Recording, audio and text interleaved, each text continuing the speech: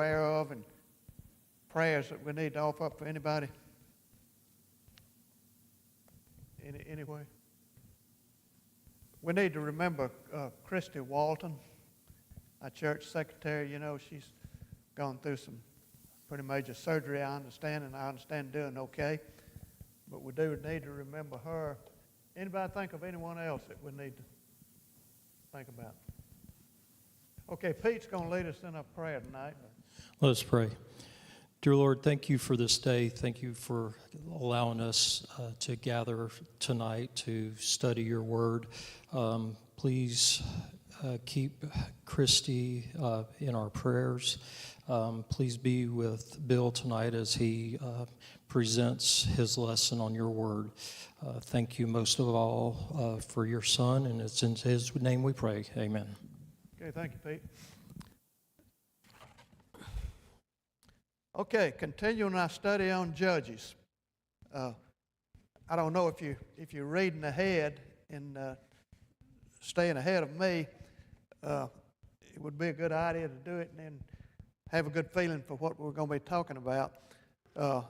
It's been a very, very intriguing study for me, not having read much in the Old Testament as I do in the New Testament, and then you get an opportunity to teach something that you don't know anything about, and then you have to get out and dig, and it's amazing what you learn. I was just telling my wife coming over here, it's been quite an experience for me in that I have learned so much that I didn't know, and we've only been into it for about 4 weeks now. So it is an intriguing book. It's a very interesting book. We find a lot of this basic truths when we dig into this Old Testament that we practice nowadays, and it's amazing as you can see.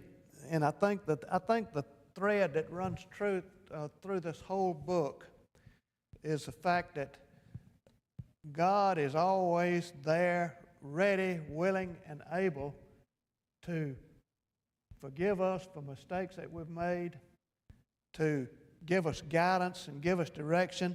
And even if we stumble and fall, then we can go back to Him and He'll come right back again. It's just over and over and over. And that's the thing that impressed me about the study of Judges, because this was certainly the case with these Israelites. And we're going to get into more of it tonight. And the judge that we're going to talk about tonight is Gideon. Now let me ask a question to you. What do you think of when you hear the name Gideon, the man Gideon? What do you think of right offhand?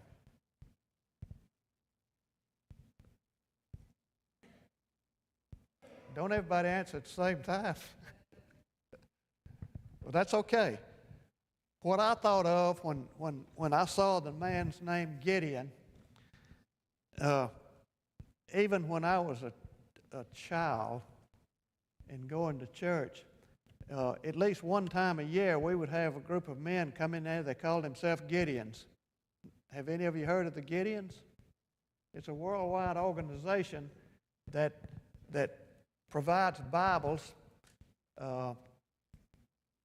basically in motel and hotel rooms. Do they still do that?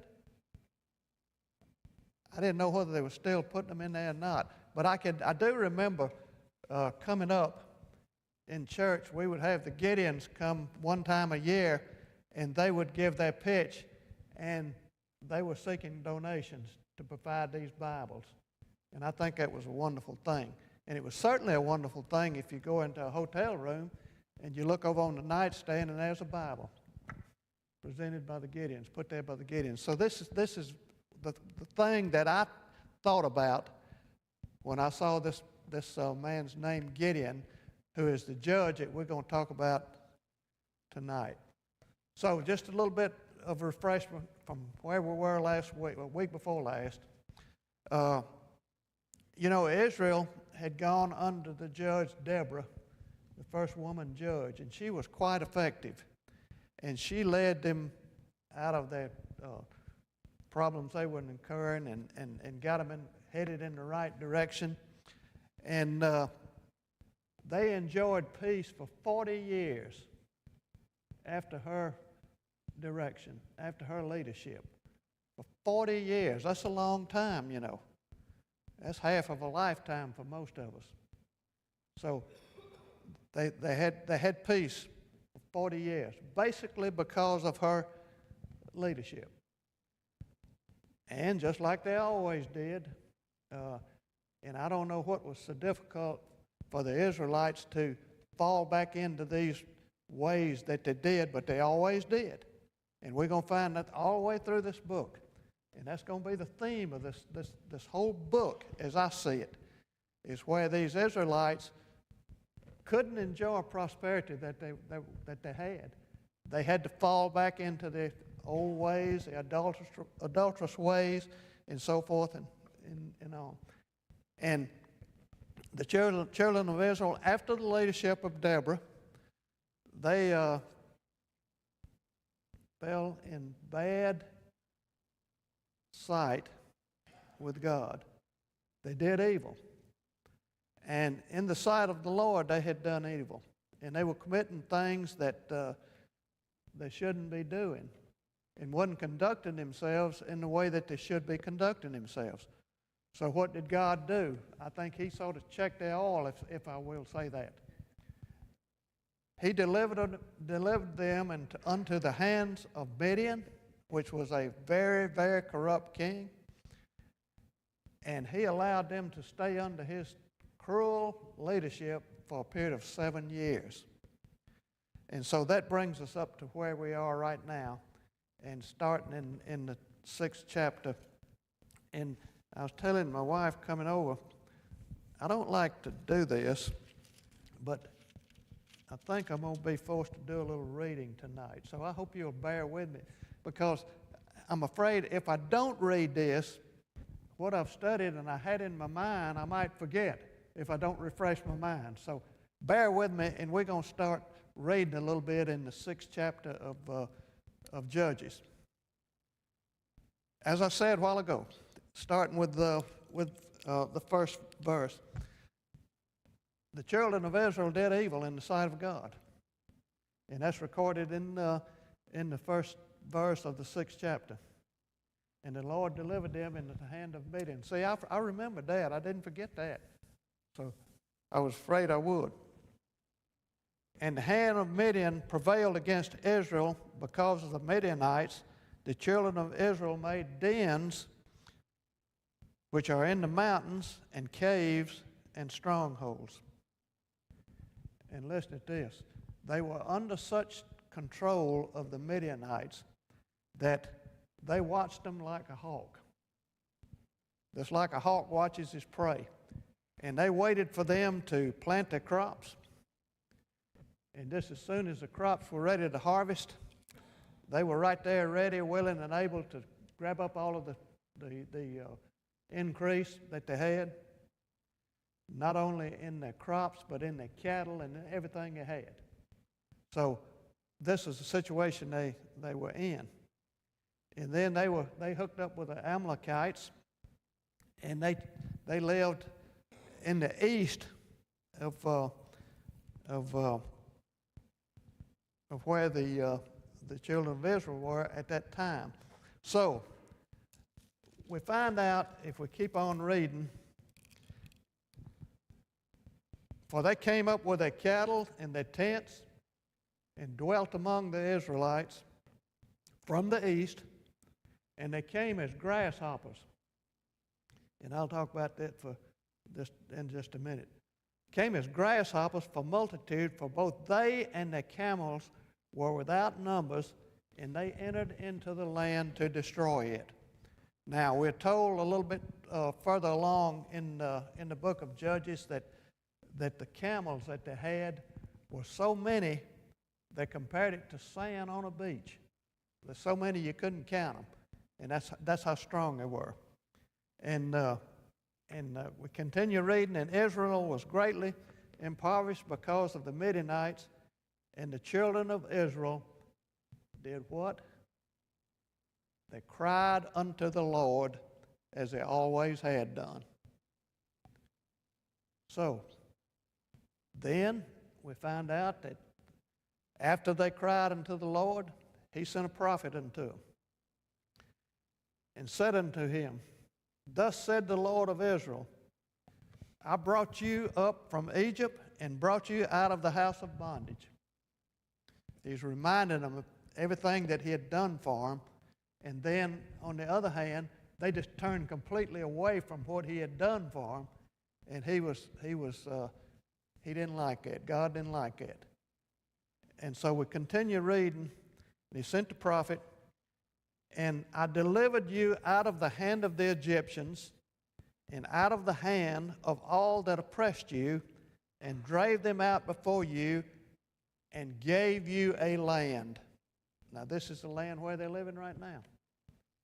Put you in the promised land as I promised you. I gave you that land. Now what did you do with it? You floundered it away because of your adulterous ways. They couldn't stay on a straight line, so to speak.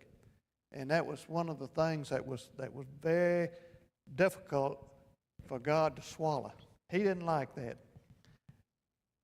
And I said unto you, I am the Lord your God. Fear not the God of the Amorites, in whose land you dwell, but you have not obeyed my voice. You went against what I taught you. Went against all of my teachings. You went the other way than what I intended for you to do. And then there came an angel of the Lord. He sent a prophet.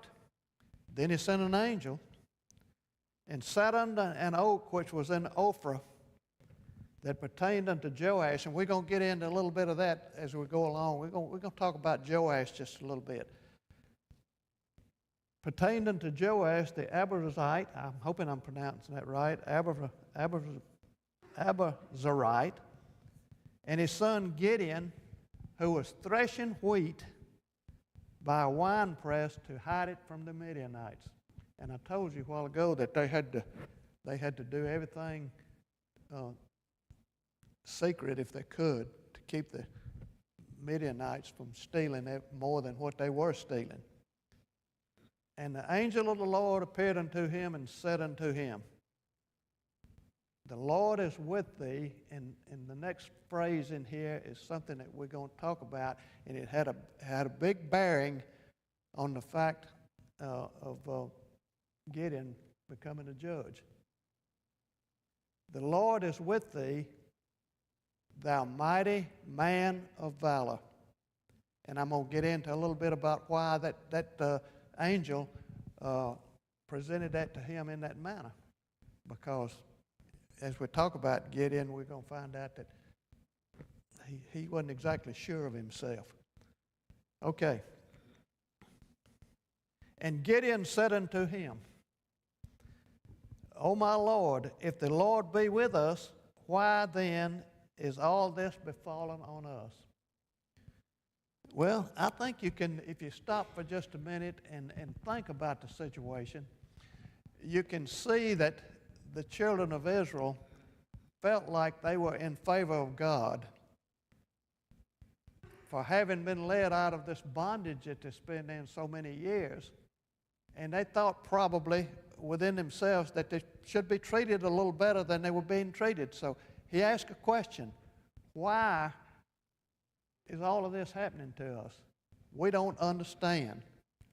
Because you brought us out of the bondage, you gave us the promised land, and now after you did that, all of this is falling upon us, and we want to know why. Now, isn't that the human nature element involved right there? I think so. So let's continue reading. Why is all this befallen us? When where be are all of his miracles which our fathers told us of, saying, Did not the Lord bring up from Israel? But now the Lord hath forsaken us and has delivered us into the hands of the Midianites. And the Lord looked upon him and said, Go in this thy might, and thou shalt save Israel from the hands of the Midianites. Have I not sent you? and we're going to get into this a little later on and find out exactly what transpired. And he said unto him, O my Lord, wherewith shall I save Israel? Behold, my family is poor in Manasseh, and I am the least in my father's household. And the Lord said unto him, Surely I will be with thee, and thou shalt smite the Midianites as if it was one man. And the Midianites had a tremendous army. And you're going to be amazed if you haven't read this, further on. You're going to be amazed at what happened and how God took care of this mighty army that the Midianites had.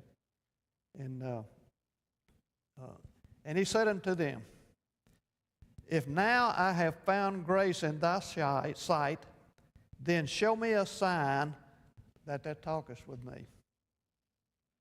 Depart not hence, I pray thee. Now this is Gideon talking to the angel.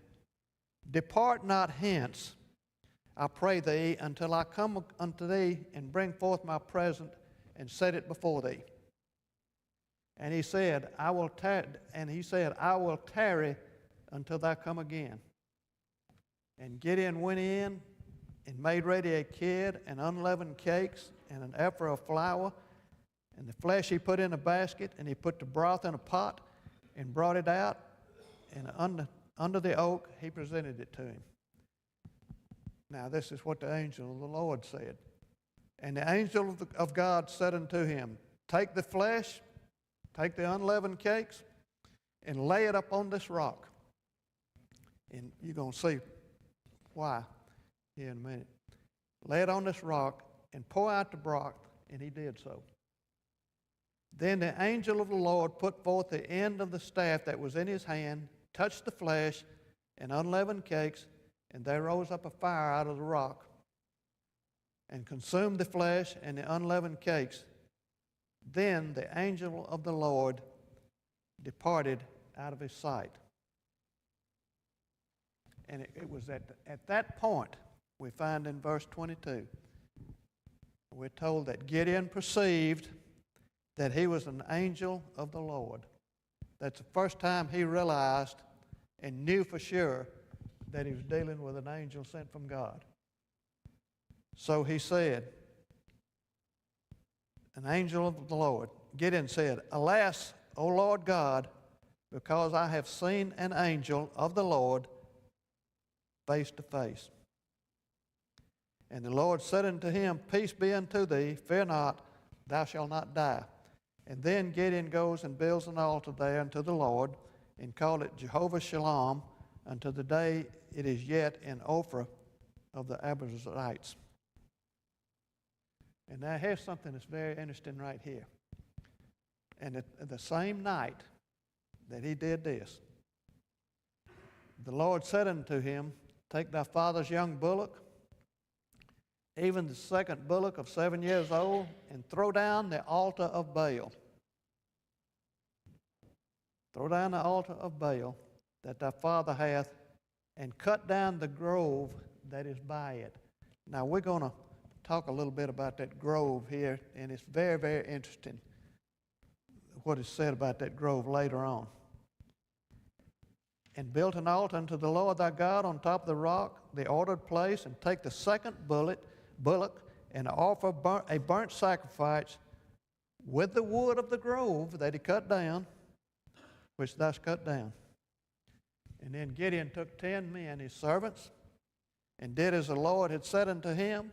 And so it was, because he feared his father's household and the men of the city, and they did it by night.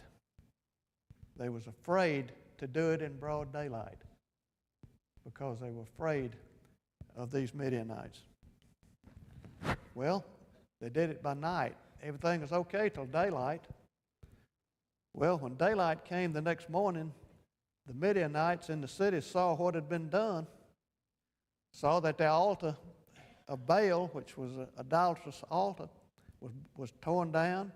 Grove was cut down that was by it, and it was sacred to them also. And and the second bullock was offered upon the altar that was built. And they said to one another, "Who has done this thing? Who did this?" And when they inquired, they're just like anybody else, you know. If you try to find out something, you know, you go around and you ask people. So they went around and they asked until they found out who did this. And they found out that it was Gideon, the son of Joash. And then the people of the city went to Joash. Now, we're going to talk about him in just a minute, and you're going to find out. And Joash was very wicked himself. And they said unto Joash, said, "Bring out thy son, that he may die.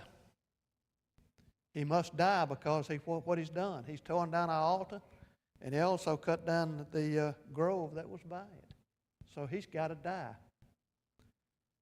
And Joash's answer to him was as follows. And Joash said unto all that stood against him, "Will you plead for Baal? Will you save him?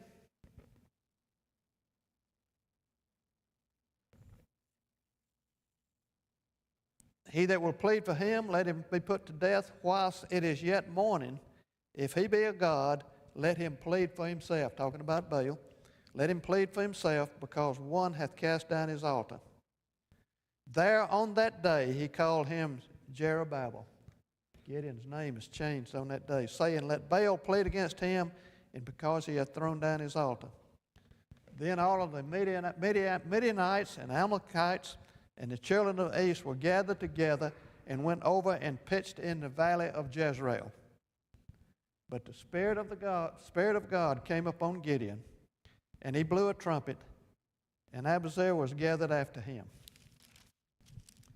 And he sent messengers throughout all Manasseh, who was also gathered after him. He sent messengers to Asher and to Zebulun and to Naphtali, and they came to meet him.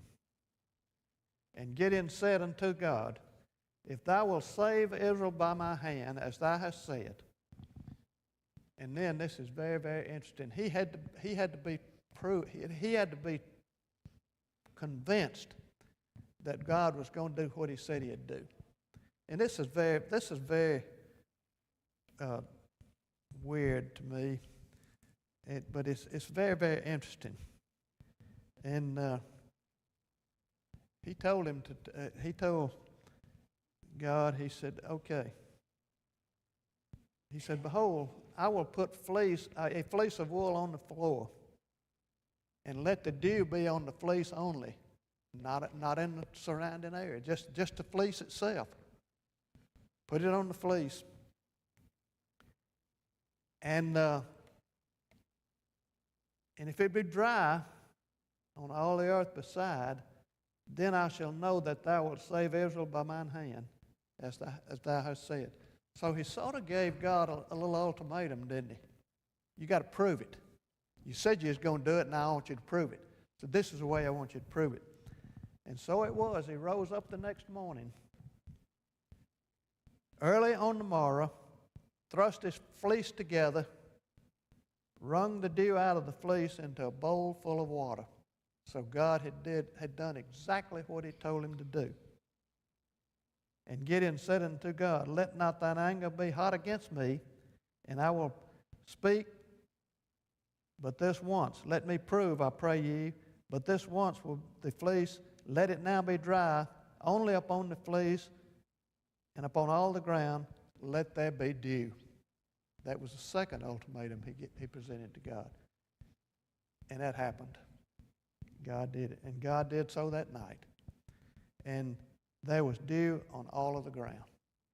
So, by those two acts right there, I think Gideon realized that this was God, and that he was going to do exactly what he said he was going to do. And he responded to everything that he had presented to him. And because of these two instances right here, Gideon perceived that he was God, and he had been influenced by an angel of God. And this was the process by which Gideon was chosen to be the judge. Very interesting, isn't it? Very, very interesting. I didn't realize this till I got into all of this. But it's very, very interesting reading. And like I said, I hate to read. I don't think it's kosher to read. Back when I was being trained to be a teacher, I really didn't want to be a teacher all that much. All I wanted to do was coach football. But I had to teach to do that, you know. So in all of my training, you know, this is what we were told. Don't read, you know. Learn it and present it. Don't read it. But I hope you'll forgive me for reading this, because I think this is a good way that we didn't miss anything and we understand everything that's going on. So let's move on right quickly. Who was this man Gideon? And why was he so important in the eyes of God? Well, he was the seventh judge of Israel.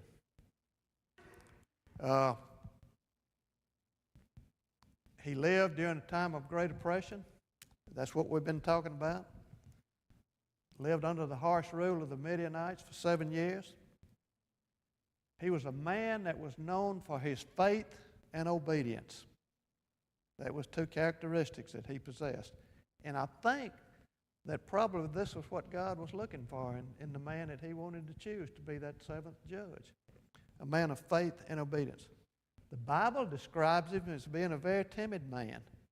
He might have been, because he was not too sold on himself, as you find out as you read. So a very timid man. And he goes down in biblical history as being the greatest of all of the judges of Israel. That's very important to you. So let's talk about. We said he was the son of Joash, and I told you we'd say a little bit about Joash, and let's look and see who he was. Joash, he was an Abizrite. I hope I'm pronouncing that right. I don't know whether I am or not. If I'm not, somebody correct me and tell me how to pronounce it. So Joash belonged to the clan of Abizar. You know, back in those times, the people lived in clans and lived together, stuck together, so forth and so on. And he lived in Ophrah, a town in the territory of Manasseh, and during the time of Midianite oppression. His household, he led his household into the practice of adultery. And it was evidenced by the altar of Baal. This altar of Baal goes back to him, you know. And also the Asherah pole. That's what I said a while ago. We're going to talk about it just a little bit. That was in the grove that Gideon and his men cut down. And when we get through, you're going to see why these people were so upset, not only with him tearing down their altar, but also tearing down this grove. And they referred to these trees that was in there as the Asherah poles. That's very interesting, isn't it? The Asherah pole was a sacred tree that stood near the Canaanite religious sites to honor the goddess Asherah. And these poles served as a tribute to her. And that's why they were very, very tore up about these trees being cut down. They cut down their poles, which meant a lot to them. And who was this goddess Asherah? Well, she was believed to have created several gods alongside the creator god El. This is all new stuff to me, and I hope you understand what it is. In ancient Israelite after entering Canaan, were influenced by worship practices associated with the Asherah pole. And it symbolized fertility and life. That's why it was so important to those people.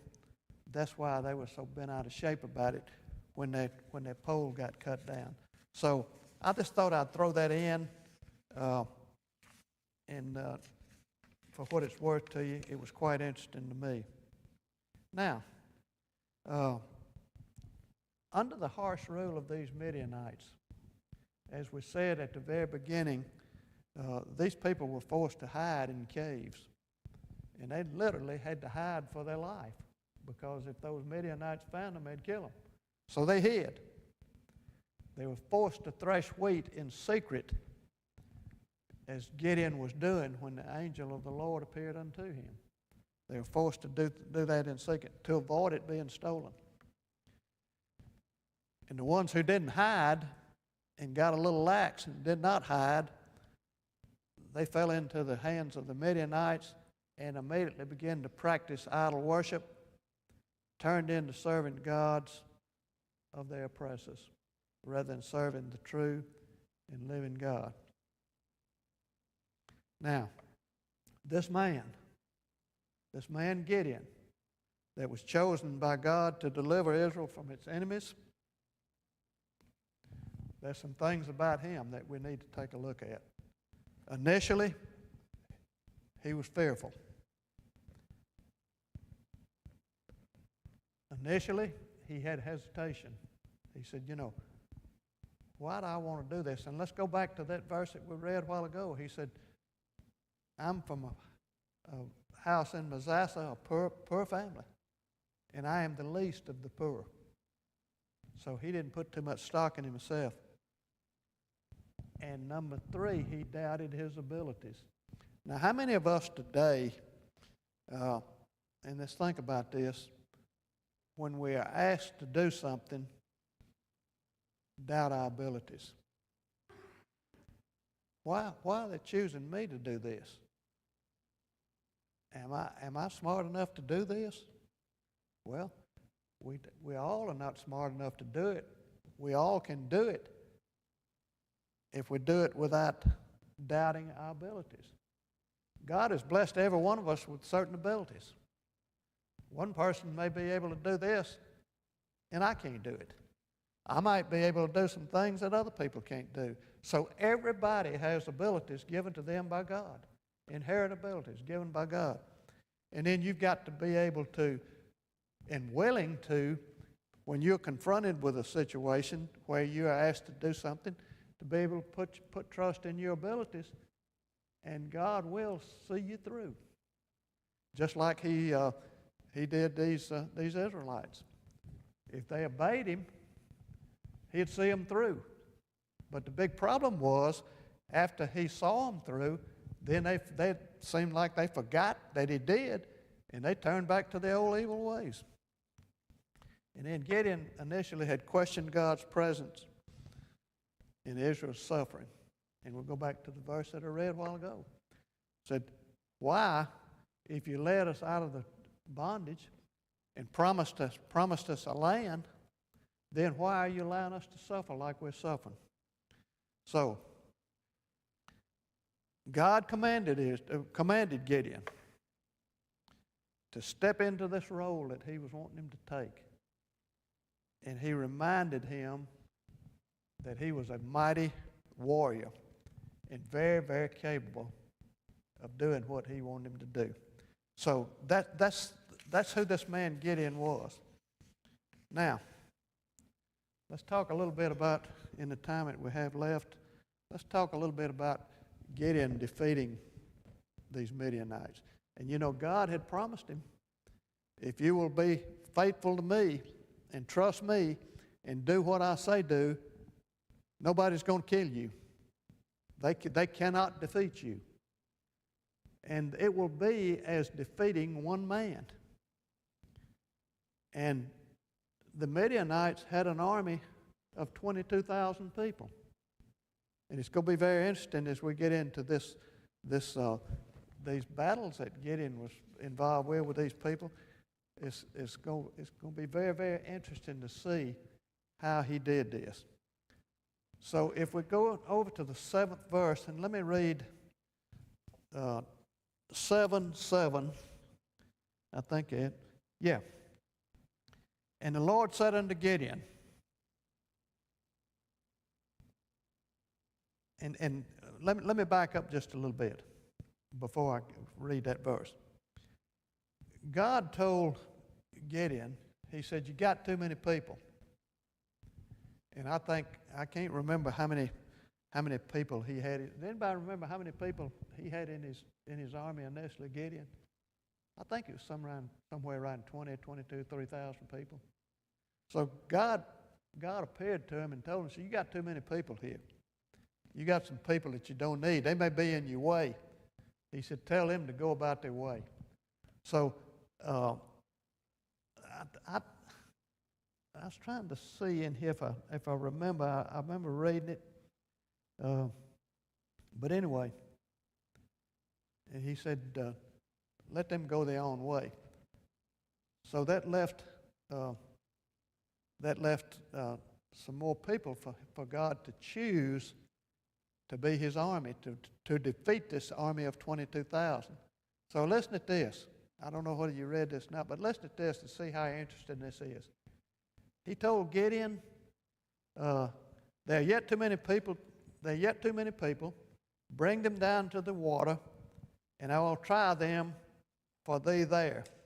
And it shall be that whom I say unto thee, this shall go with thee, this same shall go with thee, and whomsoever I say unto thee, this shall not go with thee, and shall not go. And that's what I was saying a while ago. So listen to this. This is what is so interesting. So Gideon took the men down to the water like God had commanded. And he said, okay, every one of these people here that lappeth up the water like a dog with his tongue, thou shalt set by himself, and likewise every one that boweth down on his knees to drink. And the number of them that lapped, putting their hand to their mouth, were 300 men. But the rest of the people bowed down upon their knees to drink water. Now, isn't that interesting? I thought that was very interesting to me, that God would instruct him to choose his army in that manner. And the Lord said unto Gideon, by the 300 men that lapped will I save you, and deliver the Midianites unto thine hand, and let all of the other people go every man unto his own place. So Gideon was given 300 men. He was going to fight. He was going to fight 22,000. So God instructed him, after he had chosen them, he instructed him to go down against that camp. They were camped out. Midianites and Amalekites. And he said to him, if you are afraid, now wouldn't it be human nature to be a little bit afraid if somebody told you to take 300 men and go fight a battle against 22,000 men? Would you be a little bit apprehensive? And I think God saw that. And he said, if you be afraid, then go on and take your servant with you, whose name was Purah, P-U-R-A-H. And said, go down to the camp, stay outside of the camp, and listen to what they're saying. And then you will be encouraged to attack that camp. So it says in there that they were gathered down there, and they were thick as locusts. The camels, as I said a while ago, there were so many camels there that you couldn't even count them. And more than sand on the seashore. That's a lot of camels. So Gideon arrived. And what did he find when he arrived? He found a man was sitting there with his friend, and he was telling his friend about a dream that he had. And the dream was, and listen to this is very, very interesting. He's telling him that he had a dream And he said a loaf of barley, of bread, barley bread, came tumbling down the hill into the Midianite camp. Now picture this right here. And he said that loaf of bread hit our tent and completely collapsed our tent. Struck the tent with such force that it collapsed the whole tent. Now think about a loaf of bread rolling down a hill and collapsing the tent. Was that the work of God? Absolutely. So, what was the friend's response that he was telling him about the dream? And his friend said, when he told him about this dream that he had, said, "This can be nothing but the sword of Gideon, the Israelite, and God has given the Midianites unto his hands." When Gideon heard this, he bowed down and worshiped God. So God did exactly what he said he was going to do. Exactly what he said he was going to do. And from that day on then, we see that they had no more problem with the Midianites. All right. In the few minutes we have, oh my gosh, this is about over with.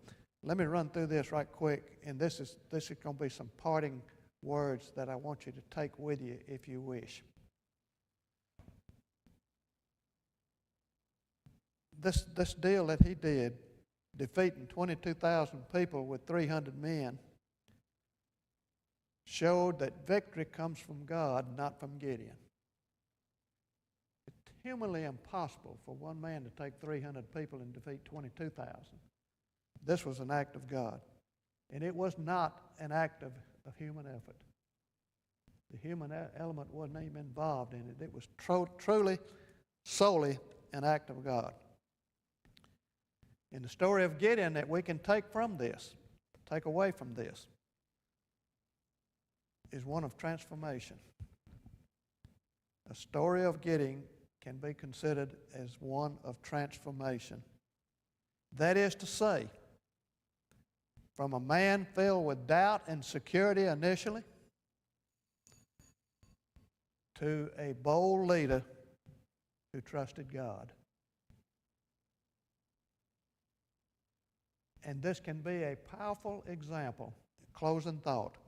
This can be a powerful example to us today. A powerful encouragement for us today. If we become overwhelmed by something, if we feel like we're inadequate, and if we are unsure of our purpose here on earth. Look back to Gideon and see how he reacted to this. So, that's all I got. That's it. And I appreciate your kind and courteous attention. We'll be back next week and we'll continue on these Judges.